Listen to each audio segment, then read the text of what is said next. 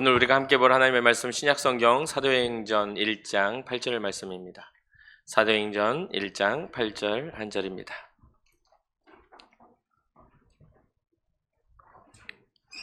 우리 한 목소리로 합독하도록 하겠습니다. 오직 성령이 너희에게 임하시면 너희가 권능을 받고 예루살렘과 온 유대와 사마리아와 땅끝까지 이르러 내 증인이 되리라 하시니라. 아멘. 아멘. 우리는 2025년 한 해를 성령의 바람이 불어오는 교회라는 주제로 지금 우리가 말씀을 나누고 있습니다. 특별히 오늘 본문의 말씀은 어쩌면 성령에 관한 이야기를 할 때는 제일 첫 번째로 나와야 되는 말씀일 수도 있는 것이, 이게 바로 주님이 승천하신 후 제자들에게, 그 승천을 바라본 제자들에게 명령하신 명령이기 때문이기도 하죠.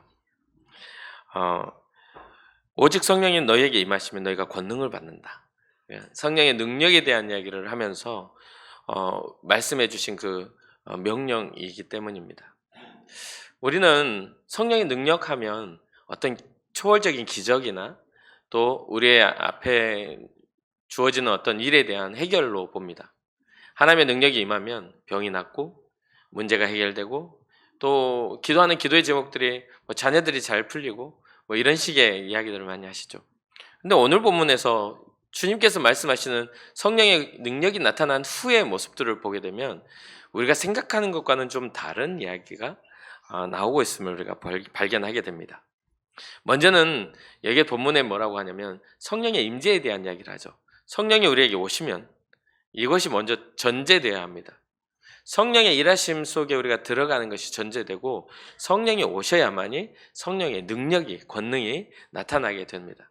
그러니까 성령의 권능이 나타나지 않는다는 뜻은 성령의 임재를 경험해 보지 않았다는 뜻이기도 합니다. 그러니까 없는 게 우리가 있는 것처럼 내놓을 수는 없는 것이죠. 그러니 우리가 힘을 다하여 기도해야 하는 이유 중 하나는 성령께서 우리에게 오시기를 위해서 먼저 기도해야 합니다. 그 다음에 나타나는 능력과 권능에 대해서는 성령이 오신 후에야 어떤 일이 일어나는지를 알 수 있게 되는 것이죠. 하나님의 역사와 능력 가운데 임재가 시작되면 이 제자들에게 이 약속하신 약속, 함께 하시겠다는 약속을 통해 구함으로 인해 이게 임재가 시작되면 오늘 본문에서는 아주 간단하게 변화가 나타납니다. 어떠한 변화가 일어납니까? 온 유대와 예루살렘과 온 유대와 사마리아와 땅끝까지 이르러 증인이 된다라는 변화가 일어납니다. 그러니까 우리가 생각했던 그런 성령의 역사와는 좀 다른 그런 결과가, 그 뜻이, 예수님께서 직접 말씀하신 그 뜻이 다르다는 걸 알 수 있게 되죠. 성령의 능력을 받으면 예수 그리스도를 증언하는 증인이 될 수 있다. 그것은 너희들의 테두리, 그러니까 이스라엘 백성들이 가지고 있었던 것은 그때 당시에 그리스도, 그러니까 메시아 사상은 예루살렘과 유대 땅 이스라엘 백성들에게만 한정지어졌었는데 성령이 오시니까 여기에서 한정지어졌던 것이 확장해버리는 일들이 일어납니다. 예루살렘뿐 아니라 온 유대와 사마리아는 유대인들과 척을 치며 서로 원수되었던 것처럼 서로 대면대면한 사이잖아요. 사마리아와 그리고 땅끝이라는 한계를 확장시켜버리는 그러한 확장성 있는 복음의 증언이 일어나게 되는 것이죠. 그러면 성령께서 우리에게 오시면 어떠한 일들이 일어나는 건가요? 성령의 권능을 힘입은 사람들에게는 영적인 변화가 일어날 수밖에 없겠죠. 영적인 변화라는 것은 육신만을 바라보며 살아가는 사람들에게 굉장히 임팩트 있는 변화일 겁니다. 세상의 성공이나 세상의 안정을 바라보고 또 세상에서 우리가 꿈꾸는 꿈에 대한 것들을 생각했던 것들이 하나님 나라의 꿈으로 변화되고 바뀌는 거기 때문에 이 영적인 변화는 굉장한 우리의 삶의 방향성을 달리하게 되는 변화가 되는 것이죠. 히브리서 4장 12절 보니까 하나님의 말씀은 살아있고 활력이 있어 좌우에 날선 어떤 검보다 더 외리하여 혼과 영과 및 관절과 골수를 찔러 쪼개기까지 하며 또 마음의 생각과 뜻을 판단하나니. 우리의 모든 것들은 그렇죠. 영적인 변화가 딱 일어나면, 영적인 경험을 하게 되면 생각이 달라지겠죠. 영적인 세계를 몰랐던 사람이 영적인 것들을 알게 되면 그 생각의 그 관점이 완전히 달라져야 될 겁니다. 살아계신 예수 그리스도를 직접 경험하고 그분의 살아계심을, 실존하심을 믿기 시작하면 우리의 삶의 방향성이 땅만 바라보고는 살 수가 없게 되는 것처럼요.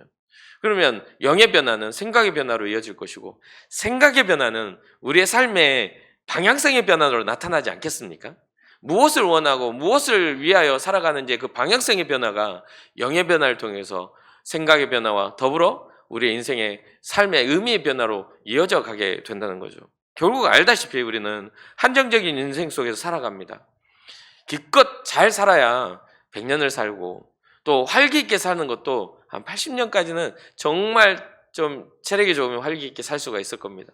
그때 이후로 80 이상이 넘어가기 시작하면 이제는 뭡니까? 하루하루를 준비하며 살아갈 수밖에 없어요. 어떤 준비입니까? 죽음에 대한 준비를 하거나 삶을 정리하는 것들을 하거나 그런 일들이 일어날 수밖에 없죠. 그러니까 저는 그런 생각을 합니다. 영적인 변화가 생각의 변화요, 생각의 변화가 삶의 결의 변화로 나타난 것은 우리의 삶의 가치가 달라지는 그런 사건이 될 것이다. 이 땅에서 살아가는 것이 전부인 것처럼 살다가 나중에 후회하는 인생이 아니라 이 땅보다 더 크신 하나님의 나라에 대한 소망을 예수 그리스도 통해 갖게 된다면 우리의 삶의 모든 하루하루의 삶의 열심과 성실함이 단순하게 인생 잘 사는, 단순하게 나를 바라보는 회사의 사장이나 아니면 어떤 상대방이 아닌 하나님을 바라보게 될 것이라는 그런 변화 말이죠. 그래서 저는 성경을 읽다가 좀 그런 생각을 좀 해봅니다. 우리가 이렇게 짧은 인생 속에 우리가 기적을 우리가 바라봐요. 성령이 임하면 우리가 기적이 일어나길 바라요. 어떤 물질의 문제가 해결되길 바라고, 병이 낫기를 바라고, 또 어떤 우리가 해결하지 못할 문제들이 이게 해결되길 바라죠. 그 중에 제일 놀라운 기적은 뭡니까? 우리가 죽을 사람이 살아나는 거죠. 더 놀라운 기적은 뭡니까? 죽은 사람이 살아나는 거죠. 부활이죠. 맞죠? 그럼 여러분 그런 기적을 경험하고 싶으십니까? 저는 경험하고 싶지 않습니다. 왜냐면요, 제가 나사로를 보면서 항상 안타까웠던 게 뭐냐면, 나사로는 힘들게 죽었는데 다시 살아나서 또 힘들게 죽어야 합니다. 그럼 여러분 인생에서 계속 기적이 일어난다고 생각해 보십시오. 힘들게 죽었는데 또 살아나, 힘들게 죽었는데 또 살아나, 힘들게 죽었으니까 또 살아나. 이건 기적이 아니라 고통이겠죠. 그렇지 않습니까? 세상이 우리가 바라보는 것들 혹시나 우리의 고통을 가중시키는 것은 아닌지, 우리가 지금 바라고 있는 것이 너무 가치 없는 것에 대해서 너무 집중하고 주님이 원하시지 않은 신앙과는 전혀 상관없는 성령의 역사와 능력이 나타나야 하는데, 그 성령의 역사와 능력은 우리에게 하나님 나라를 알게 하고 하나님 나라의 증인이 되게 하는 것이 성령의 능력인데, 우리는 뭔가 놀라운 기적이 일어나기를 바란다는 겁니다.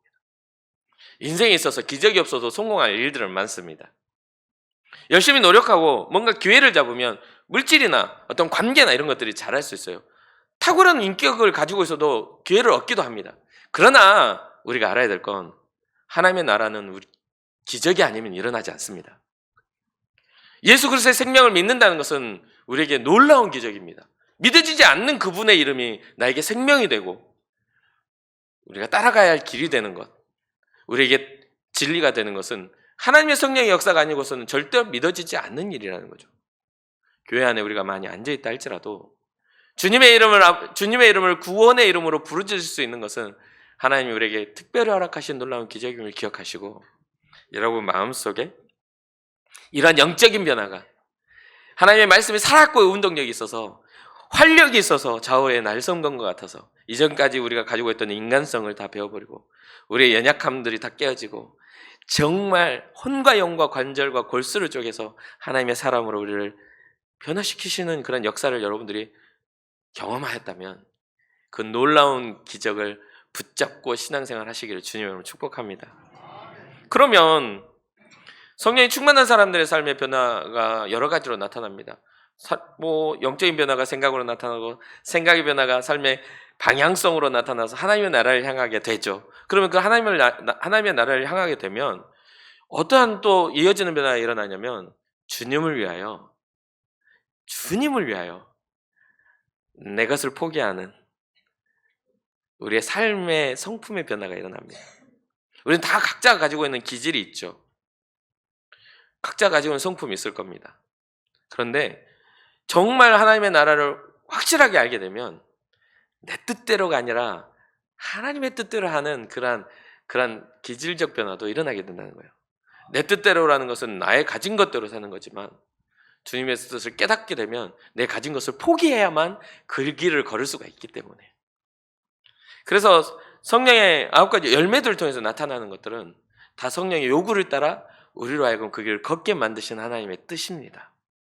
에베소서 3장 16절을 보니까 그의 영광과 풍성함을 따라 그의 성령으로 말미암아 너의 속사람을 능력으로 강건하게 하시오며, 우리의 속사람이 능력으로 강건하게 됐다는 것은 뭔가 단단하고 아주 센 사람이 된다는 의미가 아닙니다.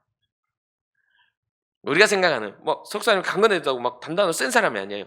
복음을 위하여 십자가 짊어지고 걸어갈 수 있는 사람이 된다는 겁니다. 이 세상 가치가 아닌 하나님 나라의 가치로 절대 꺾이지 않는 신앙을 갖게 된다는 뜻이기도 해요. 그래서 사랑하는 성도 여러분, 이 영적인 변화로 더불어 주님의 영광을 위한 성품의 변화까지 일으키시기를 주님의 이름으로 축복합니다. 여러분들의 말에 주님의 요구를 따라 사랑을 담으시고, 여러분들의 마음에 기쁨을 담으시고, 여러분들의 말 가운데 화평함을 담으시고, 오래 참음과 자비함과 양선과 충성됨과 온유함과 절제를 담으셔서 주님이 기뻐하시는 성령의 열매를 맺는 그런 모습을 가지고 살아가는 여러분과 제가 되기를 주님으로 축복합니다. 그렇게 되니까 그때서야 뭐가 되냐면 사명을 향한 걸음이 걸어집니다. 주님을 만나고 주님을 위해 그 가치를 깨닫지 못한 사람은 절대 사명을 향한 걸음을 걷지 못합니다. 100% 못 걷습니다. 왜요? 후회할 거거든요. 이게 진짜 가치 있는 일인가? 내가 이걸 걸어야 되나? 나는 힘이 드는데? 나 괴로운데? 난 참아야 되는데? 나는 손해받아야 되는데? 나는 뭔가 더 나의 의지와 상관없이 주님을 향해 열심을 품어야 되는데? 이게 다 부질없어 보이는 거죠. 왜? 그 끝에 영광을 보지 못하기 때문에. 근데 성령께서 오시면 우리에게 주어진 영광이 무엇인지, 생명의 면류관, 의의 면류관, 주님이 우리에게 약속한 그 하나님의 나라가 무엇인지를 밝히 알게 된다는 겁니다. 그러니까 성령의 역사와 능력은 우리가 증인된다는 것은 안 자가 증인을 할 수 있는 거잖아요. 모르는데 어떻게 증인이 될 거며, 모르는데 어떻게 가르쳐 줄 수 있습니까? 성령이 오실 때야말로 예수 그리스도를 알게 되고 하나님의 나라를 알게 되고 그분의 뜻이 무엇인지를 알게 된다는 겁니다. 그래서 사랑하는 성도 여러분, 끊임없이 주님을 성령의 충만함을 구하시고 여러분의 영적인 변화와 성품의 변화와 사명을 향한 걸음을 걸어가시기를 주님의 이름으로 축복합니다. 골로새서 1장 29절에 이를 위하여 나도 내 소교에서 능력으로 역사하시는 이의 역사를 따라 힘을 다하여 수고하노라. 이 말씀을 잘 우리는 봐야 됩니다. 내 속에서 능력으로 역사하시는 이의 역사를 따라 수고한다고요. 내 것을 가지고 하는 것이 아니라 하나님의 성령의 역사, 그 역사를 따라 하나님의 능력을 따라 해야만 이게 사명 성취의 걸음이 된다는 겁니다. 근데 우리는 가끔 생각하죠. 우리는 어떤 생각을 합니까? 내가 가진 것이 많으면 나는 믿음도 큰 줄 알아요. 물질이 많으면 내가 믿음이 큰 줄 알아요. 성경 어디에도 내가 어떤 건강이 세거나 뭔가 지위가 높다고 해서 믿음이 세다는 이야기를 한 적이 없습니다. 주님의 복음은 언제나 소외된 자, 가난한 자, 병든 자, 하나님의 가치는 어떠한 그런 높낮이의 높이로 가치를 결정하는 게 아니에요. 세상에서는 상위 1%나 2%나 그 퍼센테이지로 피라미드 형식의 어떤 순위를 나눕니다. 그렇죠? 부유함도, 지식도, 그리고 명예도 다 그런 어떤 피라미드 형태의 지배구조가 존재합니다. 근데 구원에 대해서는 그 어떤 곳에서도 피라미드 형태의 지배구조가 아닌 믿는 주의 이름을 부르는 모든 사람들을 구원하시겠다라는 하나님의 수평적 구원이 일어난다는 것을 우리는 알게 됩니다. 그러니 우리가 가진 소유나 우리가 가진 지식이나 우리가 가진 자존심이나 우리가 가진 것들이 주님 앞에서는 아무런 자랑이 될 수가 없습니다. 주님 앞에 우리가 자랑할 것은 오직 그 은혜 예수 그리스도의 이름밖에 없음을 잊지 말아야 하는 것이죠. 그러니 우리의 눈과 우리의 생각과 우리의 사고를 좀 더 확장시켜서 우리의 교회를 구성하는 모든 것에 우리의 의미를 부여하는 것은 믿음의 사람이냐 아니냐에 대한 의미를 부여해야 합니다. 이러한 것들이 깨져 있기 때문에 오늘날의 이단들은 우리 교회를 쉽게 공략합니다. 어떻게 공략하죠? 핵심적인 인물들을 치면 그 무리는 무너지게 돼 있어. 이런 구조적인 어떤 그러한 부분들로 보기 때문에 담임 목사만 치면 교회는 깨지게 돼 있어. 모 장로만 치면 교회는 무너지게 돼 있어. 뭔가 교회 안에 주도권을 갖는 사람들을 치면 끝나요. 그런데 교회는 그렇게 돼서는 안 됩니다. 여러분, 한 사람 한 사람이 주님 앞에 부름받은 사명자가 돼요. 이 교회를 지켜내는 겁니다. 예수 그리스도의 이름으로 연합하는 겁니다. 주님의 이름 아닌 것에는 우리는 관심을 갖지 않는 겁니다. 그게 바로 교회입니다. 교회의 주인은 우리 주님이시기 때문에.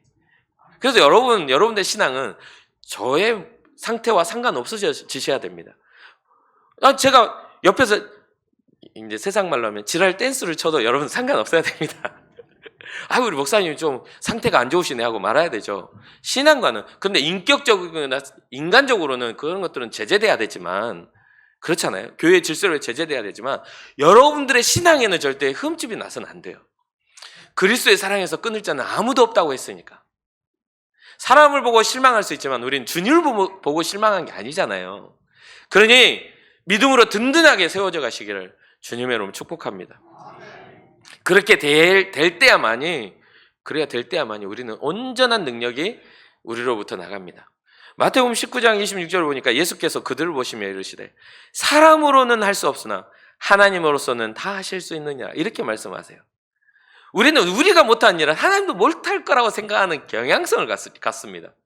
내가 기도해 하나님이 일하실 거라는 그런 착각도 합니다. 근데 여러분들이 기도했다고 세계선교가 이루어지나요? 얼마나 열심히 하고 계시나요? 그렇지 않죠. 우리는 잠자고 있고 우리는 나태한 신앙생활을 해도 우리의 물질을 단 하나도 쪼개서 선교에 보내지 않아도 지금 세계선교는 활발하게 일어납니다. 물질을 가지고 선교가 일어나는 게 아니라 부르심을 따라 영적 변화와 삶의 방향성의 변화와 사명의 성취가 그들의 인생의 복음의 증거자로서 세워져 가고 있다는 것이죠. 여러분, 많은 물질이 있어서 교회에 유익이 되는 존재가 될 것 같습니까? 여러분, 물질이 없거나 어떤 건강이 없거나 가능성이 없어서 교회는 정체되나요? 사랑하는 성도들은 그렇지 않습니다.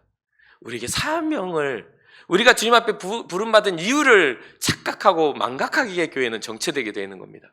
그러니까 성령이 우리에게 임하시면 우리가 권능을 받게 되고 예루살렘과 온 유다와 사마리아와 땅끝까지를 증인되는 변화가 일어나야 되는데, 그래서 성령이 임하셔서 막 사람들이 그 불의 혈같이 갈라지는 그런 것들 속에 막 방언이 일어나고 각지에서 일어난 디아스포라 유대인들, 주변에 퍼져있던 유대인들이 각지에 있었던 언어로 무엇을, 하나님의 큰 일을 듣게 되는, 복음을 듣게 되는데, 그게 성령의 역사의 어떤 방향성인데, 우리는 성령의 역사가 내게 일어나는 기적으로만 한정지어 놓지 않습니까?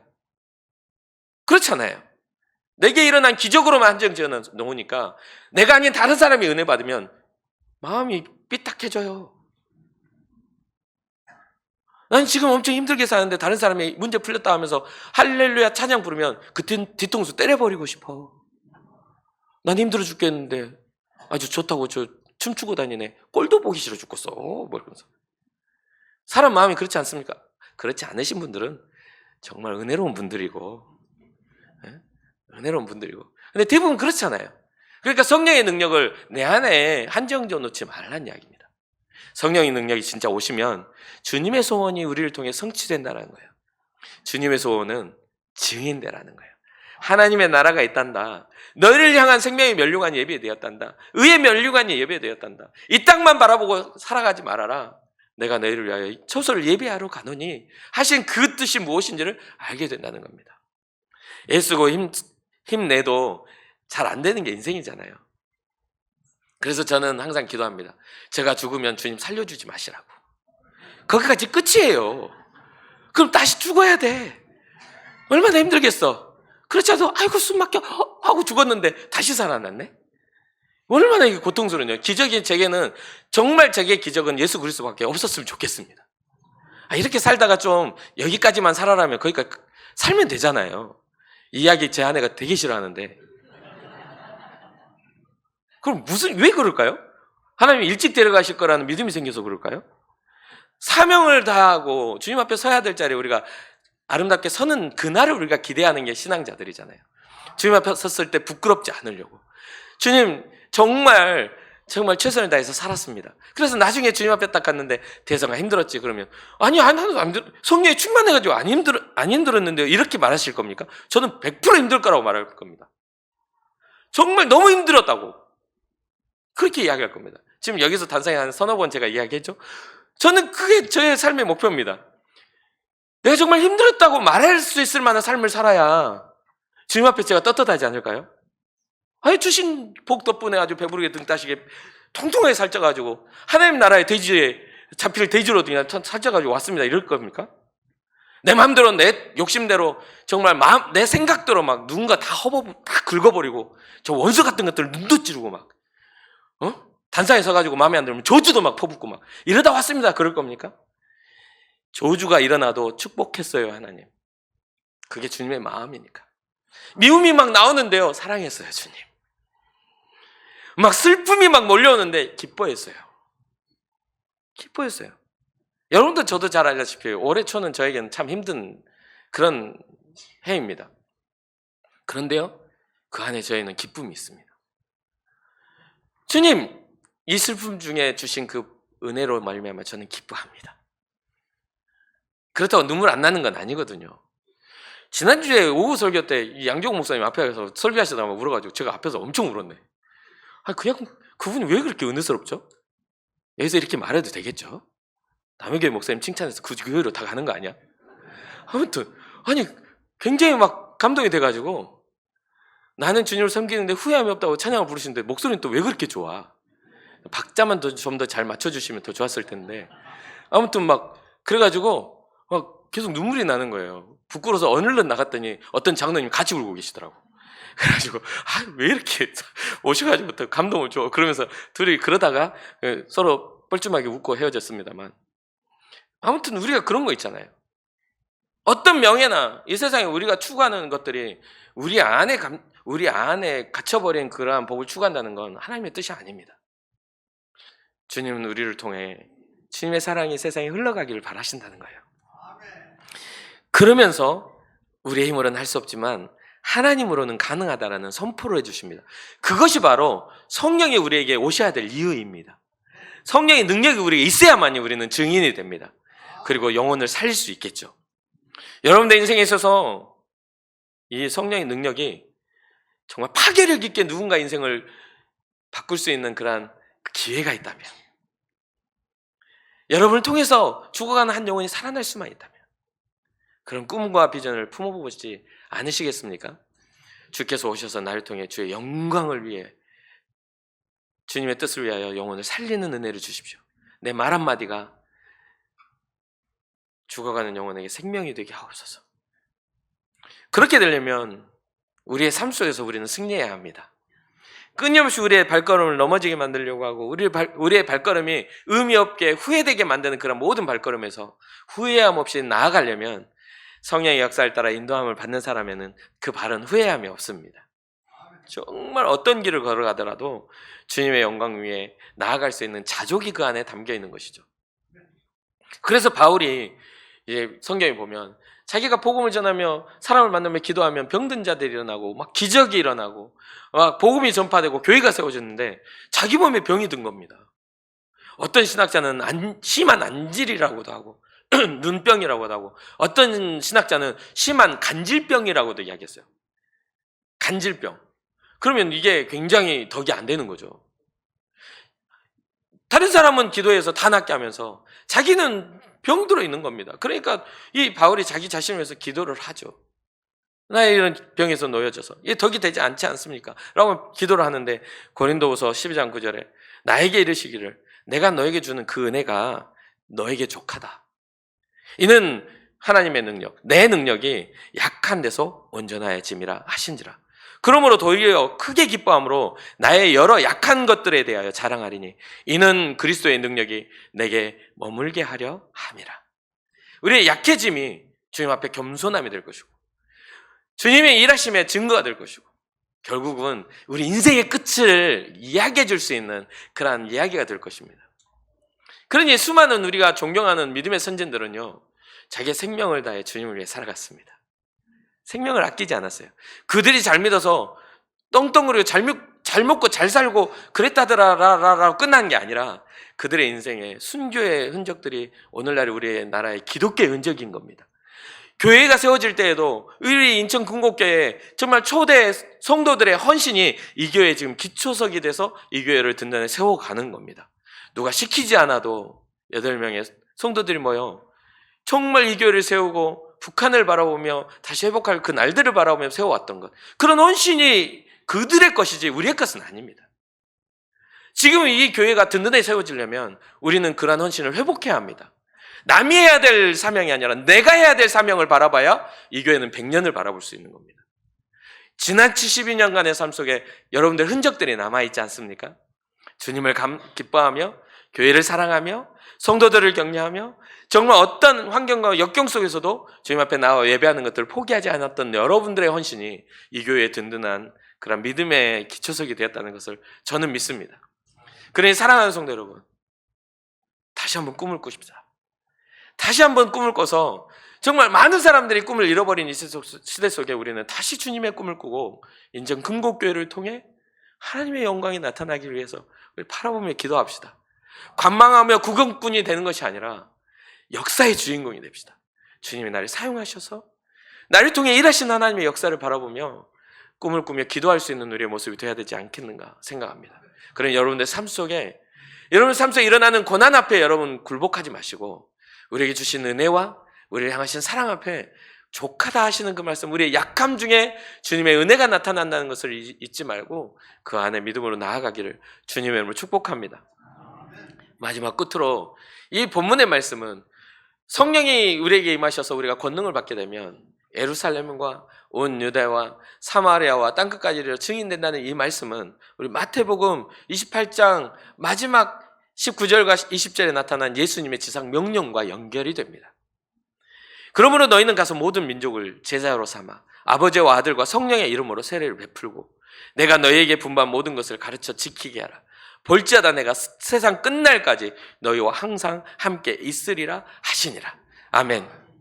성령을 체험한 사람들은 이 사명 앞에 있음을 기억하십시오. 이 사명이 깨달아지지 않는다면 아직 나는 성령이 충만한 자가 아니고 주님을 이해하지 못한 자라고 여기셔야 합니다. 착각해서는 안 돼요. 내가 주님을 알고 있다라고 어렸을 때부터 예수님을 믿었고 교회에 있다고 해가지고 신앙자가 아닙니다. 저도 예수님을 알게 된 건 태어날 때부터 아버지가 목사님이었지만 제가 인격적으로 주님을 만나는 그때 제가 얼마나 통곡하고 울었는지 몰라요. 정말 밤을 새워서 새벽 4시간 넘도록 정말 그 시간 동안 통곡하고 울며 그런 기도를 했어요. 제가 다시는 의심하지 않겠습니다. 제가 다시는 주님을 떠나지 않겠습니다. 주님, 제가 다시는 주님을 오해하지 않겠습니다. 저는 목사의 아들이었기 때문에 신앙자인 줄 알았다 이 말이에요. 오늘 이 시간 내 자녀들도 여기 앉아 있습니다. 저것들이 신앙자라고 저는 확신하지 않습니다. 오늘도 그러면서 왜 안 오냐? 여기 앉아가지고 애들이 안 보여. 목사여도요 자녀들에 대한 염려가 있습니다. 저것들이 믿음의 사람인가? 그걸 생각하죠. 어떤 회사에 중요한 중직을 맡고 어떤 중요한 회의가 있는데 1분, 2분 늦을 수 있을까요? 과연 그걸 좋은 평가를 받을 수 있을까요? 과연 내 인생의 중요한 사건 속에 그 사람이 나에게 늦게 온다면 난 그 사람을 소중하게 여길 수 있을까요? 우리는 항상 생각해야 합니다. 내 자세와 내 삶의 태도가 무엇인지를 생각해야 돼요. 진심으로 원하는 것은 우리가 모두가 주님의 자녀 되기를 원합니다. 진짜 신앙자가 되기를 원합니다. 아버지의 뜻을 알아. 아버지의 뜻을 이루는 삶을 살기를 원합니다. 모든 민족을 제자로 삼으러 아버지와 아들과 성령의 이름으로 세례를 베풀고 내가 너희에게 분부한 모든 것을 가르쳐 지키게 하는 것이 믿는 자의 사명이라는 것이죠. 사랑하는 성도 여러분, 성령의 능력을 원하십니까? 그럼 증인된 삶을 꿈꾸십시오.